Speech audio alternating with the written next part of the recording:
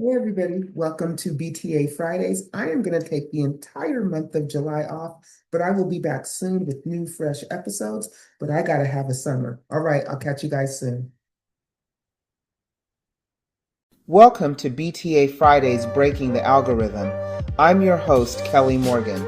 This is where indie authors stop chasing trends. We build strategy, visibility, and confidence.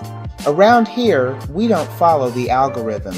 We break it and put something better in its place. Let's get to today's episode. Hey everyone, it's Kelly. Welcome to another episode of BTA Breaking the Algorithm, where we break the algorithm and we put something better in its place. All right, in continuation of Black History Month, as someone who's always thinking about, ways to, be visible and stay visible, consistently, and ways to break the algorithm, a question formed in my mind.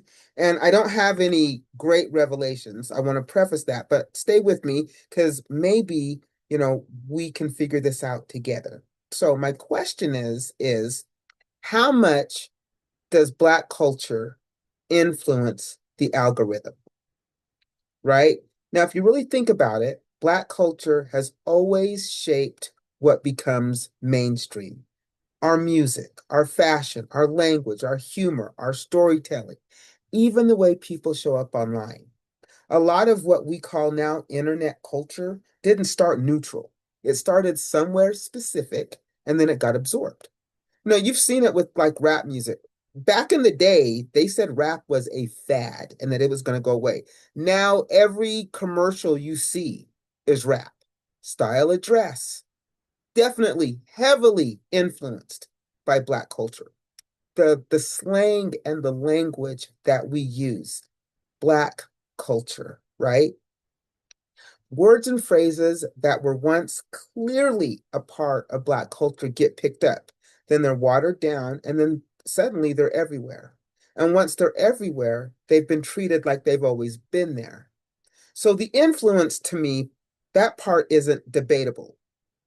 So the real question is this: if Black culture has that level of influence, how does that translate into power inside the algorithm?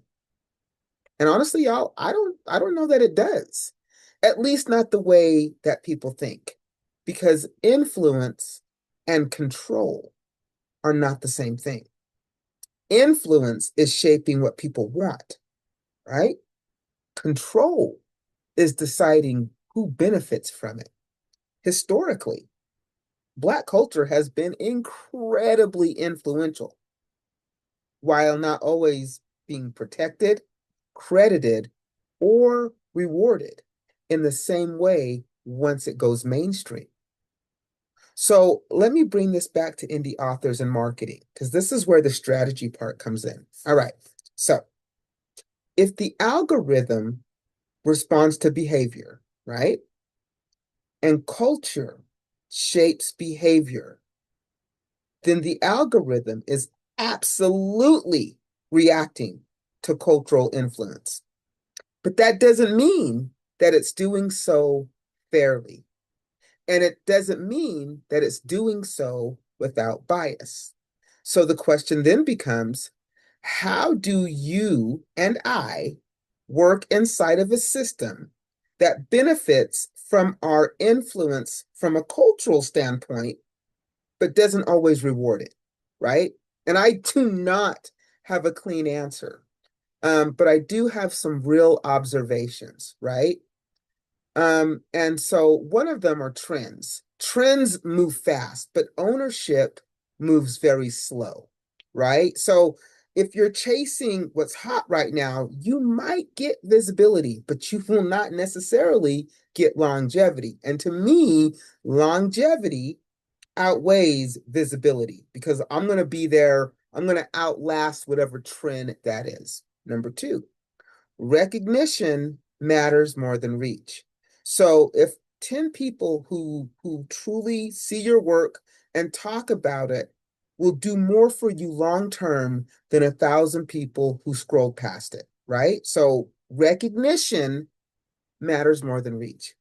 Number three, building outside the algorithm matters because platform changes, if the platform changes tomorrow, what do you have? Your readers? Do you still have them? Your relationships, your community, your work? But if you own these things, yes. If you own these things, then you still have your readers, your relationship, your community, and your work. So yes, I say that Black culture clearly influences the algorithm in terms of what is popular, right? But the influence alone doesn't guarantee protection, fairness, or sustainability. And that's why for indie authors, um, breaking the algorithm isn't about beating the system, right? That's not what I'm saying. And breaking the algorithm isn't a hack. It's about understanding it well enough so that you're not dependent on it, right? And so that's the real work behind breaking the algorithm. So those are the questions that I want to ask you. You know, it's really funny to me because these are the questions that I ask myself. So again, how much does Black culture really influence the algorithm? Like I said at the beginning, I had no great revelations. These are just thoughts. I thought this was a topic that was incredibly worthy of breaking the algorithm. So I say these and I show you guys in real time. I'm just trying to figure this out. And so maybe this is how we start a conversation, right? Because again, Black culture has always shaped what becomes mainstream: fashion, music, language, humor, storytelling, the way people show up online, right? All right, let me give you my laundry list of things before I let you go. All right, if you are a creative in this space, Mondays I have guests. It's called the Author's Mic. You can come on, share your craft, your thoughts, whatever you got going on. The mic would be yours. Go to my website, brightheadedpublishing.com.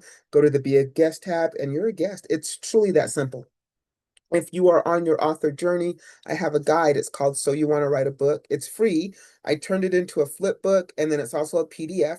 And it's information that I think is good information if you are on your indie author journey. It's information that I wish would have been available to me. So I tried to put all this together in a free guide and just give it to whoever needs it. It's free. Go get it.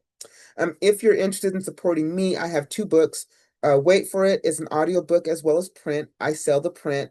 And then You Sound White is just print. I sell them both myself from my website. I'm happy to sign them. I've got some free goodies. I'll ship them at no charge, but no pressure. If you're not interested in the books, that's okay too. I just mention them because I'm an author. It's what I do. But no pressure. You can get them from me or wherever good books are sold. And then lastly, Bright-Headed Publishing, we have a book club. It's called the IRS, the Indie Reader Society.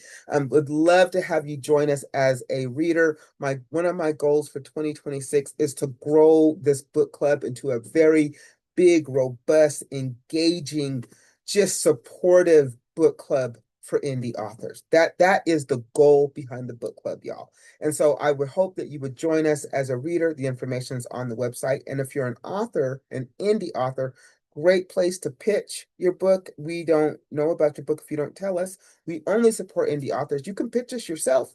All the information is on the website. All right, y'all. This has been an episode of BTA Breaking the Algorithm.